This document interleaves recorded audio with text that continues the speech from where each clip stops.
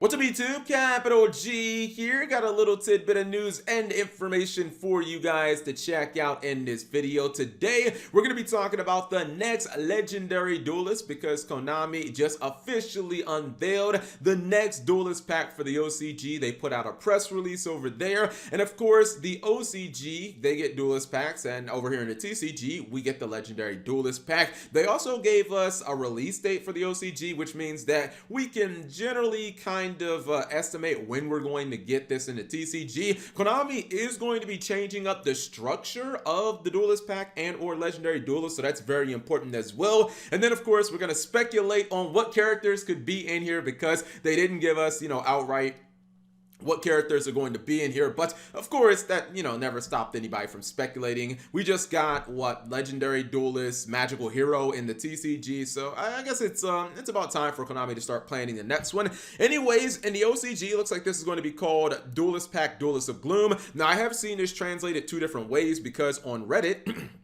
excuse me, they have it listed as Duelist Pack Shade Duelist, which honestly, like, the name probably doesn't really matter. I'm understanding the theme is essentially going to be darkness in this pack, and obviously dark is the strongest attribute in Yu-Gi-Oh, so finally some freaking dark support. Anyways, let's go ahead and read verbatim what Konami put in their press release, and this will kind of explain how they're going to be changing. Like, I don't know if this is going to be a new format moving forward, but it is going to be for this pack. I would just kind of assume that it's going to be moving forward. Anyways, it says Duelist pack is getting renewed with a new format. This time the pack will contain cards used by 3 duelists from the anime and manga who use dark monsters. Now this is interesting because when I read dark monsters, my mind immediately associated that with villains in Yu-Gi-Oh, but it doesn't specify villains anywhere in this press release, and to me that kind of feels open-ended. It means that as long as a Yu-Gi-Oh character used dark monsters or primarily a dark base archetype, kind of seems like they should be fair game to appear in this pack. And I think that this is probably a good and a bad thing, the way that they're restructuring this. To me, I feel like it's way more good than bad. Obviously, having more characters in these legendary duelists, having 5 characters, means that if you're a fan of a certain character from the anime, there's a higher chance that your character will appear and that you'll get more cards. However, now that we're only going to be getting 3 characters, we should get about 10 cards for each character, and to me that's a freaking lot of cards. I mean, if you're looking to fix an anime archetype, like make it actually competitive, for instance, let's just take, I don't know, Legendary Duelist Sisters of the Rose. That was my favorite of the most recent Legendary Duelist. I mean, imagine if they took a character like My Valentine and actually gave her 10 new Harpy cards. Like, 10 cards can definitely fix an archetype. I mean, Luna Lights only got, what, 6 cards in that same very set. About 2 of them actually were played, and they ended up winning a YCS. So Konami can do a lot with a very small amount of cards, and if you're telling me that Konami is potentially going to give an archetype 10 whole cards, not only can they fix an archetype with 10 cards, but even if it's an archetype that has never been printed in Yu-Gi-Oh before, 10 cards is a lot. I mean, Burning Abyss came out the gate tier 1 and it only had like 6 cards out of Duelist Alliance or something like that. So I'm actually in favor of this. I would rather have more shots, kind of more shots essentially in the chamber, because then I think it's a higher probability that the cards will, or the archetype will end up being successful in terms of, like how good it actually is. Even if it isn't like meta or anything like that, if you just want to play these decks on at a local level, you would still, they'd rather be good than bad. I don't think anyone ever wants just a like objectively bad Yu-Gi-Oh deck. Even if the deck isn't like high tier, you want it to be as good as possible. Now anyways, I have listed some characters, or I have gathered some characters that I believe are probable for this pack. Obviously we're only getting 3. I've got about 5 characters listed here, and I've chosen these characters based on what YG organization noted at the bottom.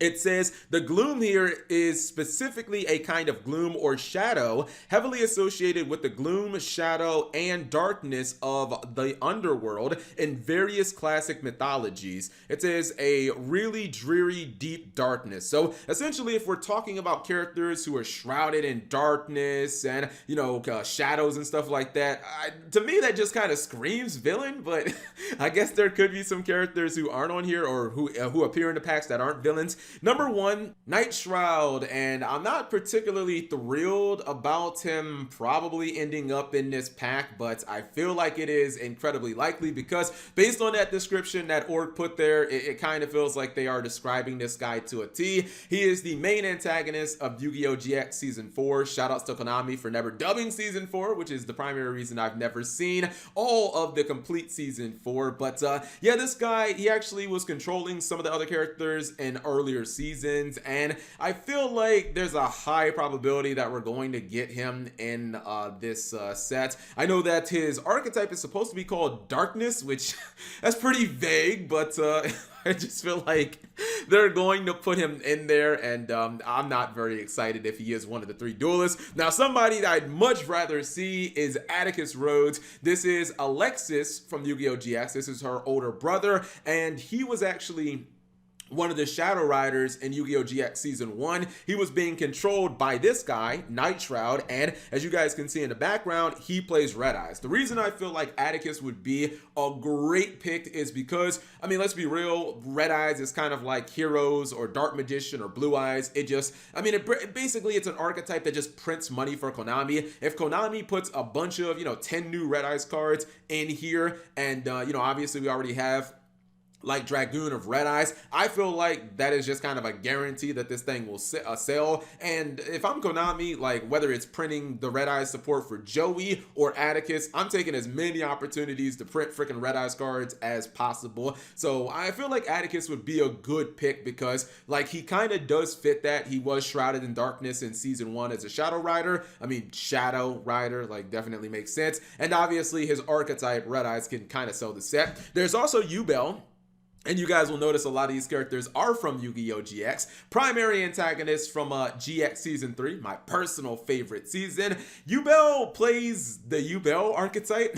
It's weird to have a character who plays herself as an archetype, but I don't know, like when I'm thinking about Yubel, how would Konami even try to fix the Yubel archetype? Because I'm not sure there's that much potential in Yubel. Like I feel like, Yubel has a lot of fanfare, but I feel like, this could be squandered potential because unless Konami's going to print essentially cards that just like summon the high Yubel forms straight from your deck, ignoring conditions. Like I don't really know what they would go for when it comes to Yubel. They need a card like that says reveal one Yubel monster in your hand or that you control and special summon, any Yubel monster from your deck, ignoring conditions. Maybe something like that could definitely work. But Yubel has a lot of fanfare because of Duel Links and stuff like that. Another character is Mr. Colin Kessler, or Kiryu, from Yu-Gi-Oh! 5Ds, my personal favorite of the Dark Signers because he was probably the craziest. If you've never seen Yu-Gi-Oh! Yu-Gi-Oh! 5Ds, Dark Signers arc, it's the best arc in all of Yu-Gi-Oh! I stand by that. This guy played Infernity in the anime, and we all know that Infernity has not been power creeped. I feel like if Konami was actually crazy enough to give us 10 new Infernity cards, oh my goodness, I have no doubt that shit would be tier 1, unless they specifically wanted those cards to suck, because we've seen Infernity and multiple eras of Yu-Gi-Oh! Just be insane. Infernity can link summon like nobody's business. They obviously can synchro and exceed summon. They won a YCS as a synchro deck. They won Worlds as an exceed deck, and the potential is just like limitless as long as as long as Archfiend and Launcher are like things. I feel like Infernity has great potential. And then the last character I think is potentially can be in here is Vector. He is one of the main antagonists in Yu-Gi-Oh! Zexal. For some reason I was going to say Brains. Yu-Gi-Oh! Zexal. This guy is also batshit crazy, kind of like Yubel, and he plays Umbral Horror. Now, that's an archetype from the Zexal anime that's trash because basically all the Zexal anime archetypes were trash, so who knows what Konami could actually do with this. But, I mean, he was, as a villain, he's like top 2 or 3 villains in all of Yu-Gi-Oh! He was just that good as a character, and I do believe that a lot of people appreciate Vector just because he was so amazing, even if his actual cards were just like complete garbage. So I feel like these are some of the characters that Konami could choose. All of these archetypes are dark attributes, so they would all make sense. And these are all characters, in my opinion, who are, tormented or shrouded in darkness and shadows and stuff like that. Anyways, whatever you guys think, leave it in the comment section below. How do you guys feel about Konami changing the Legendary Duelist from 5 characters to just 3? Do you think it's a good or a bad thing? Again, I personally think it's a good thing because I think there's a higher chance that they'll actually kind of they'll make the archetypes that they're focusing on, they'll make them really good. Like, it's just a much higher chance, in my opinion, because 10 new cards is, now we're talking about like structure deck level. Anyways, whatever you guys want to see in here, or whatever you guys think, leave it in the comment section below. Thank you guys for watching. As always, subscribe if you have not already, and turn on that notification bell for daily videos.